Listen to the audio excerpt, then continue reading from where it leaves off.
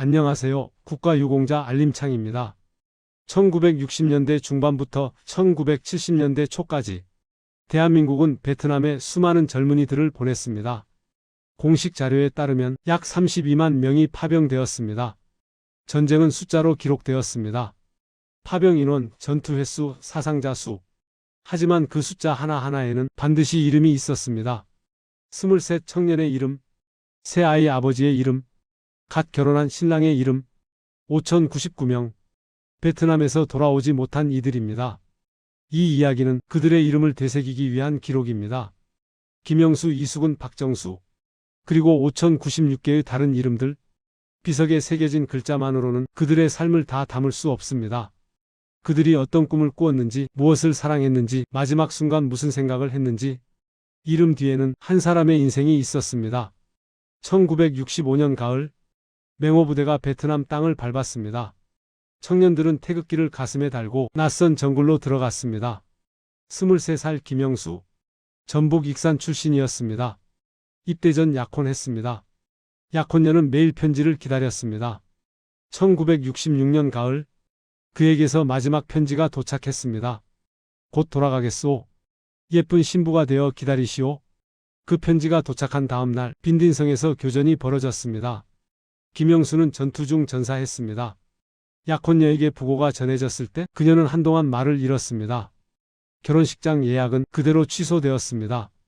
1967년 초 경남 마산 출신 이수근 병장, 22살이었습니다. 전해지는 이야기에 따르면 그는 늘 웃는 얼굴이었습니다. 고향 가면 내가 막걸리 살게. 그가 자주 하던 말입니다. 어느 날 정찰 중 폭발음과 함께 전우가 쓰러졌습니다. 이수근은 주저하지 않았습니다. 사격이 쏟아지는 가운데 그는 전우를 끌어안고 뛰었습니다. 전우는 살았습니다.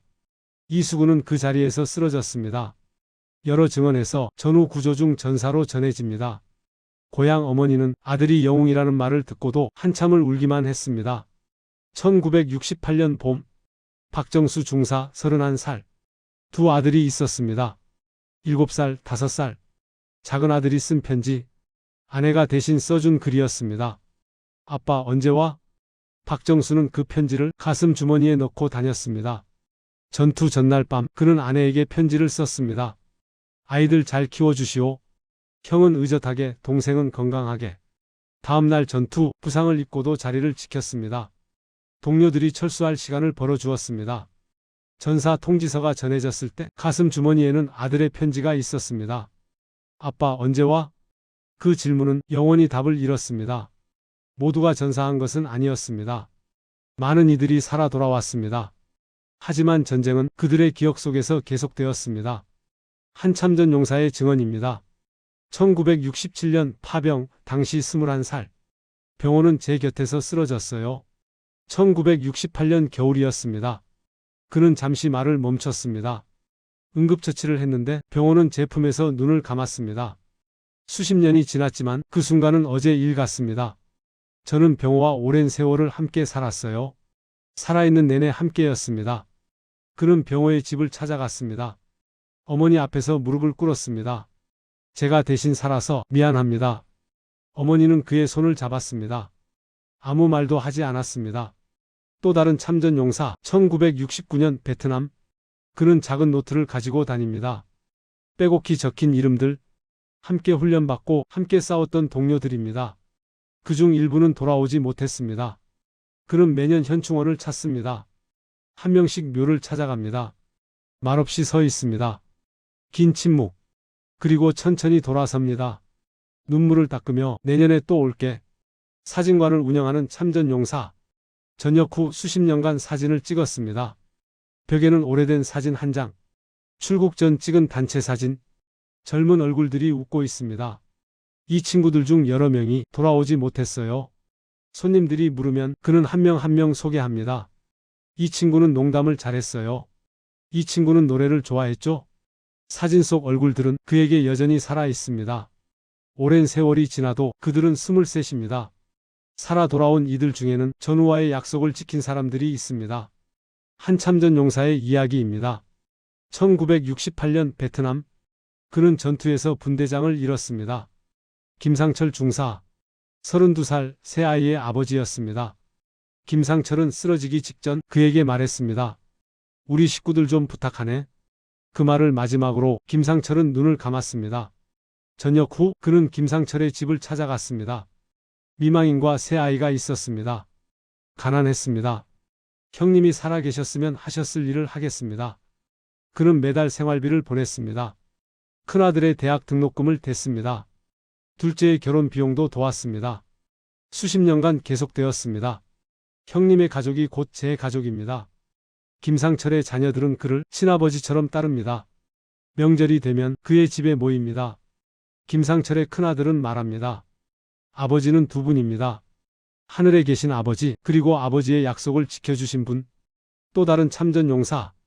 1967년 전사한 전우가 있었습니다. 전우에게는 20살 동생이 있었습니다. 형을 잃고 방황하던 청년. 그는 전우의 동생을 찾아갔습니다. 형님이라 생각하고 저에게 배우지 않겠나? 그는 자동차 정비사였습니다.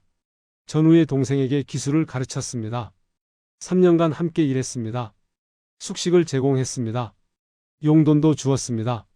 동생은 기술을 배웠습니다. 독립해서 정비소를 차렸습니다. 지금은 직원 여러 명을 둔 사장이 되었습니다. 그는 지금도 명절이면 은인을 찾아갑니다. 형님이 살아계셨으면 저를 이렇게 키우셨을 겁니다. 한 참전 용사는 명절마다 두 집을 찾아갑니다. 먼저 자기 집 가족과 차례를 지냅니다. 그리고 곧바로 차를 타고 다른 도시로 향합니다. 전사한 전우의 집. 전우의 어머니는 90세가 넘었습니다. 아들을 잃은 지 수십 년이 지났지만 여전히 그날을 잊지 못합니다. 우리 아들 전우가 왔구나. 할머니는 그를 아들의 전우라고 부릅니다. 그는 할머니 앞에 앉습니다. 전우 이야기를 들려드립니다. 형님은 용감했습니다.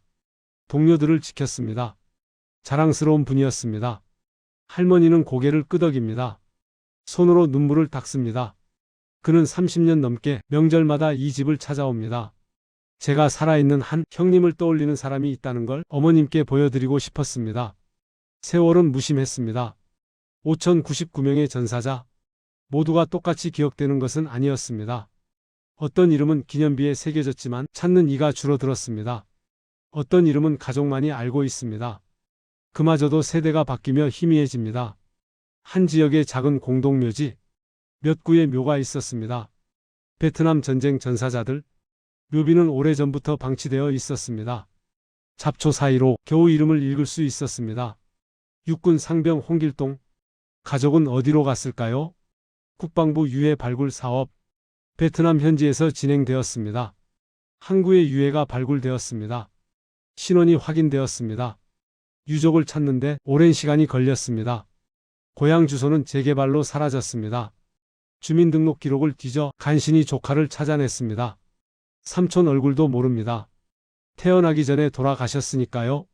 조카는 유해를 모셨습니다. 어머니께서 기다리셨대요. 이제라도 돌아와서. 그는 말을 잊지 못했습니다. 전투 중 실종. 정확한 상황 불명. 오랫동안 실종자 명단에 남았습니다. 공식 인정까지 수십 년. 한 어머니. 아들이 1970년 실종되었습니다. 매년 명절이 되면 아들 밥상을 차렸습니다. 올해는 오려나? 세월이 흘렀습니다. 그녀는 90세가 넘었습니다. 어느 날 공식 통보가 왔습니다. 전사 인정. 그녀는 조용히 눈물을 흘렸습니다. 이제라도 전국 곳곳에는 기억의 공간이 있습니다. 베트남 참전 기념관. 추모 공간에는 전사자들의 이름이 새겨져 있습니다. 계급과 이름, 전사일자. 한 참전 용사가 벽 앞에 섭니다. 손으로 천천히 이름을 짚어갑니다. 이병호, 최성국, 김대영. 그는 한참을 그렇게 서 있었습니다. 지나가던 학생이 물었습니다. 할아버지 아는 분이세요? 응, 친구들이야. 학생이 다시 물었습니다. 많이 보고 싶으세요? 참전 용사는 고개를 끄덕였습니다. 말없이. 베트남 참전 전사자 묘역. 하얀 비석들이 줄지어 서 있습니다.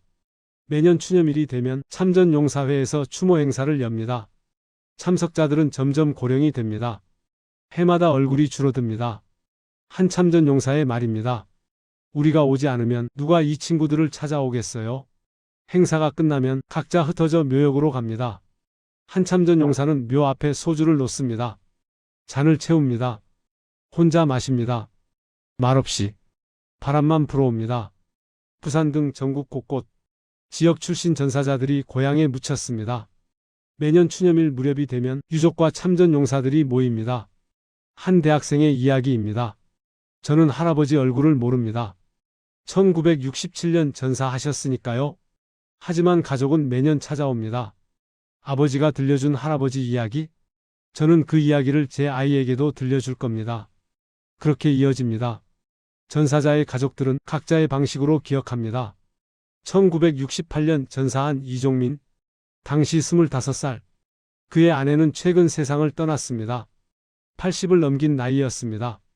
50년 넘게 혼자 살았습니다. 재혼하지 않았습니다. 매일 아침 사진 앞에서 차를 올렸습니다. 오늘도 잘 지내세요. 일상의 대화, 수십 년간 이어진 의식, 돌아가실 때 마지막으로 하신 말씀, 이제 당신 만나러 갑니다. 한 여성, 1966년생. 아버지는 그녀가 돌 되기 전 전사했습니다. 사진으로만 봤어요. 얼굴도 목소리도 모릅니다.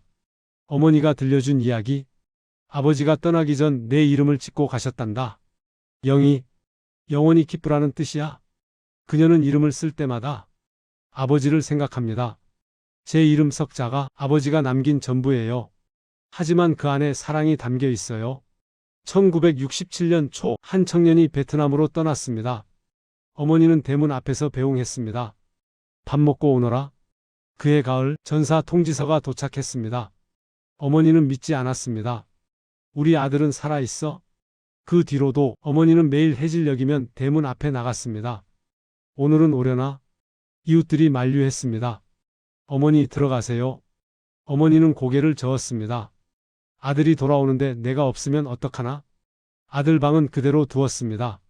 이불도 책상도 옷도 매일 아침 방 안을 청소했습니다. 이불을 펴고 책을 정리하고 옷을 개었습니다. 아들이 돌아오면 깨끗해야지. 자식들이 말했습니다. 어머니 이제? 어머니는 화를 냈습니다. 내 형 방인데 왜 치우냐? 세월이 흘렀습니다. 어머니는 백발이 되었습니다. 허리가 굽었습니다. 하지만 여전히 해질녘이면 대문 앞에 섰습니다. 어머니는 85세에 세상을 떠났습니다.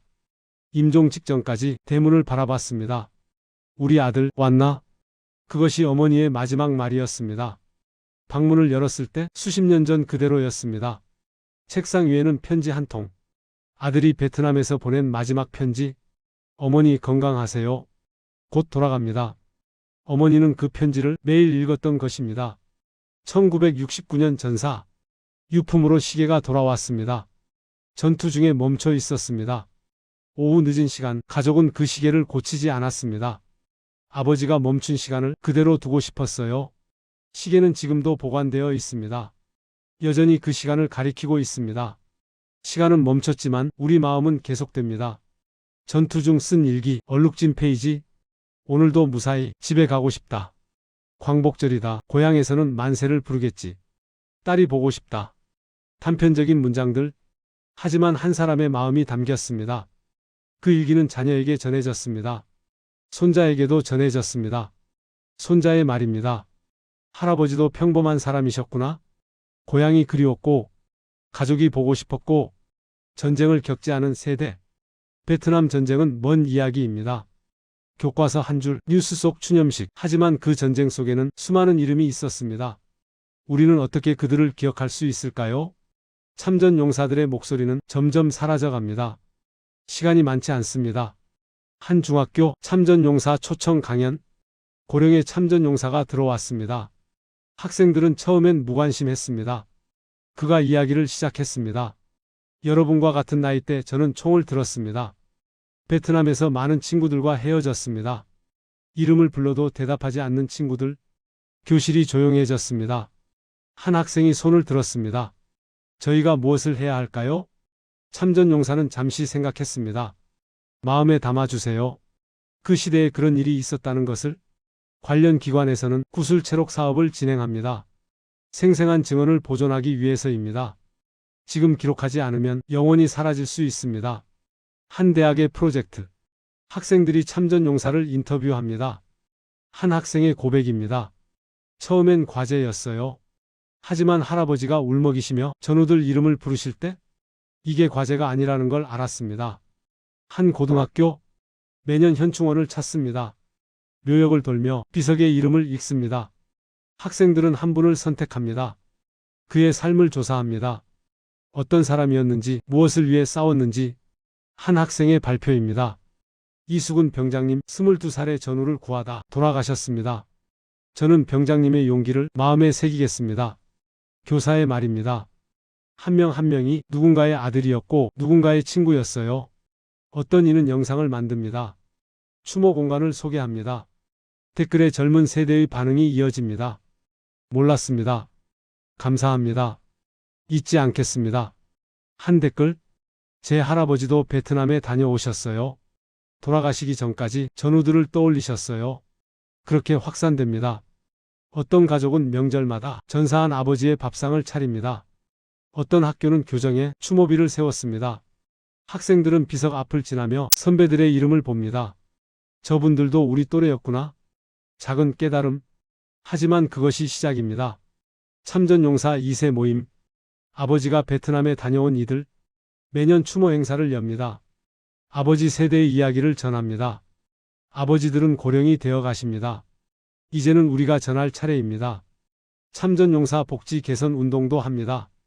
아버지 세대가 나라를 지켰다면 우리는 아버지 세대를 지키겠습니다. 전쟁은 숫자로 기록됩니다. 베트남에서 돌아오지 못한 이들은 5,099명입니다.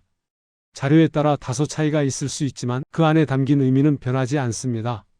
각각의 이름 뒤에는 한 사람의 인생이 있었습니다. 가족이 있었고 꿈이 있었고 미래가 있었습니다. 이제 우리가 기억할 차례입니다. 참전 용사들에게 이야기를 듣고 기록으로 남기고 추모 공간을 찾아가고 일상 속에서 생각하는 것. 그렇게 새기는 한 그들은 사라지지 않습니다. 이름으로 남습니다. 역사로 남습니다. 우리 곁에 남습니다. 그리고 그 마음은 다음 세대로 이어집니다. 오늘 영상이 도움이 되셨다면 구독과 좋아요 눌러주시면 큰 힘이 됩니다. 앞으로도 알기 쉽게 정리된 보훈 소식 전해드리겠습니다. 시청해 주셔서 감사합니다.